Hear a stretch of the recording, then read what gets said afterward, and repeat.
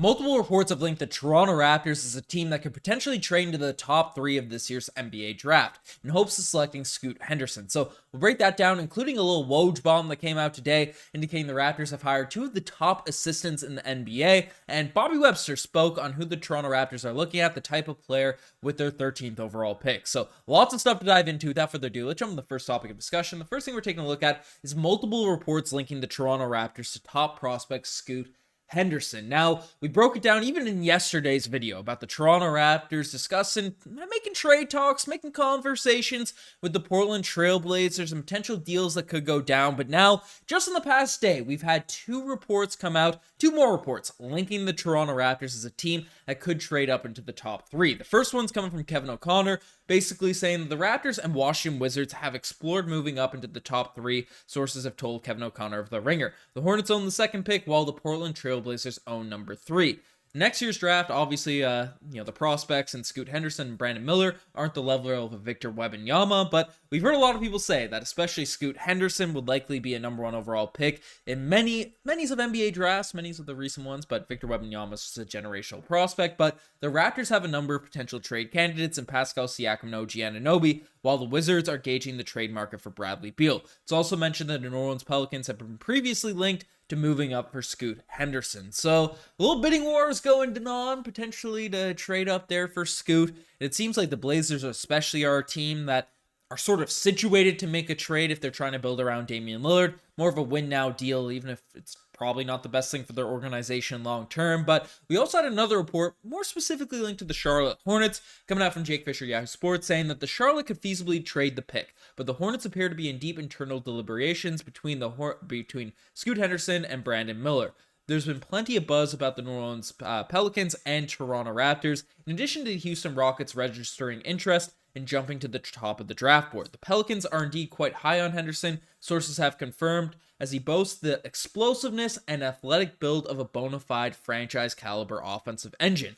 While Henderson is measuring just under 6'4" in shoes, visits the Portland Trail Blazers and Charlotte Hornets. New Orleans is armed with future draft capital, and those two teams will value that commodity, but it's just not the present reality. So, we've heard a lot of things, but the Raptors are also linked by Jake Fisher as a team that's gauging interest as those top three picks. Now, the Hornets, they're a team that's already been talked about, that the only way they're giving up a number two overall pick this year is if they're getting the sun, the moon, the outer space, everything thrown into the mix. So, it might be tough to get that pick off of their hands, especially given their franchise situation. Makes sense for them to select a young, talented, budding prospect, even if Scoot Henderson and LaMelo Ball don't really fit. Brandon Miller could be an interesting selection for them, right? The Hornets, they don't have a lot going for them right now at this point in time. So trading for a guy like Pascal Siakam or OG Anunoby just doesn't really make sense. But the team where we could get an actual deal go down, where we could see a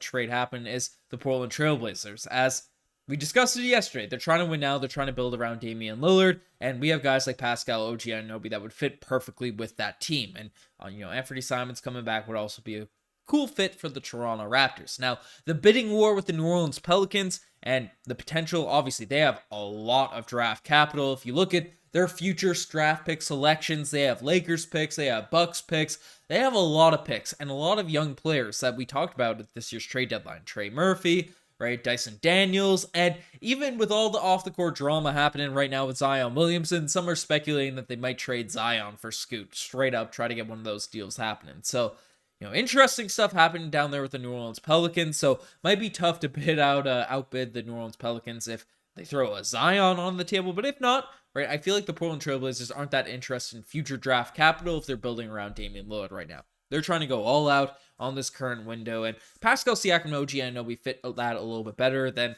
really any of the assets the New Orleans Pelicans would likely be willing to give up. But the Hornets, I don't see a deal going down with them very likely. But I mean, if Scoot Henderson is available on the board, right, this man's stats in the G League, as a young guy, pre-rookie and stuff, averaging 7 assists, 5 rebounds, close to 17 points per game. The three-point shooting percentage, 27%, 28% is not that high. But again, he's just an athletic demon. He can go out there, he can slash, he can facilitate. would be an absolutely cool pickup for the Toronto Raptors, especially around the Scotty Barnes timeline. But if we do give up the sun and the moon and the universe for him, we do have to take a serious look at the jump shooting and make sure it's not a horrible fit between him and Scotty Barnes. So let me know if you guys would like to see the Toronto Raptors make a deal that involves Pascal, OG Anunoby going to the Hornets, going to the Blazers in return for Scoot Henderson, because that seems to be the guy the Raptors are interested in. Brandon Miller, I've seen comparisons to Paul George, good shooter,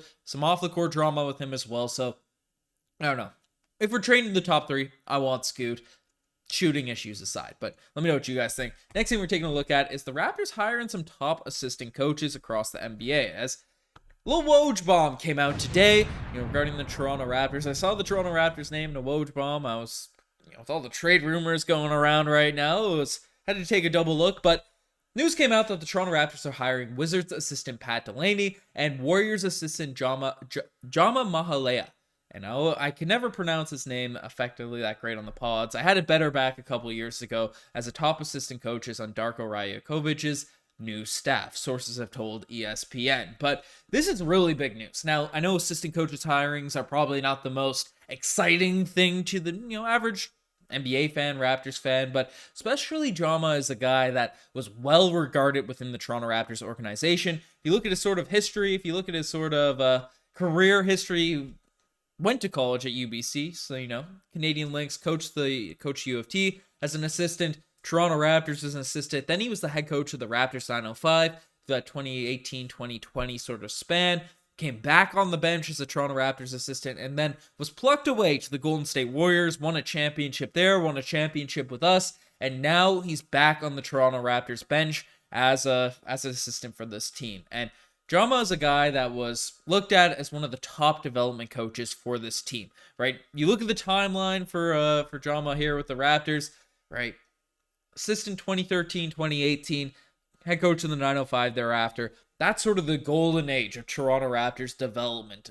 Norman Powell, Pascal Siakam, Fred VanVleet, Jakob Poeltl, right? DeLon Wright, lots of guys on that. Chris Boucher, I could go on. Right, the number of guys that went in that G League roster and won awards, in the G League, came out, became legit NBA players, got big contracts, and were really effective for the Toronto Raptors. So it's nice to see him back within the Raptors organization, back on now on Darko Rajakovic's bench, and it seems to me, looking at these hirings, and the next, the other guy that's named in this is Pat Delaney, who with the Washington Wizards is also a guy that has a pretty interesting coaching path, right? It's a video intern for the Celtics, the Heat, back with the Heat, head coach of the Sky Force down there in the G League, right? Assistant coach for the Hornets, the Magic, Washington Wizards, and now with the Toronto Raptors. Also a guy that's looked at as a pretty solid development coach in the NBA. So it seems like with two of these guys, two of these hirings, the Raptors, we don't know what they're going to do.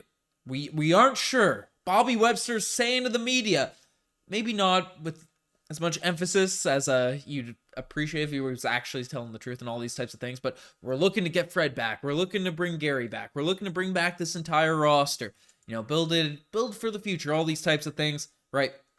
With the coaching hirings, the rumors, the reports that are coming out, it feels like the Toronto Raptors probably won't tank, they won't nuke their roster, but they are putting a hard focus on development, taking in some young players and rebuilding this crop of guys that really hasn't had their flowers watered over the past couple of years, because Nick Nurse has kept people in the Nick Nursery, right? Our G League guys, no one's really taken the leap. Reggie Perry's a dude that I thought should have been one of those development projects for the Toronto Raptors, but it feels like we're getting back on course to what we had during the mid-2010s, where we're hoping to compete, we're hoping to retool and rebuild around the groups that we have. But while we're doing that, simultaneously in the G League, with these squads, with these teams, we're able to grow a young crop of players able to step into the shoes for the next team. So that's what I like. I like this direction the Toronto Raptors, I like the decisions they're making. So let me know what you guys think about all that. But speaking on young guys and the types of players the Raptors are looking at,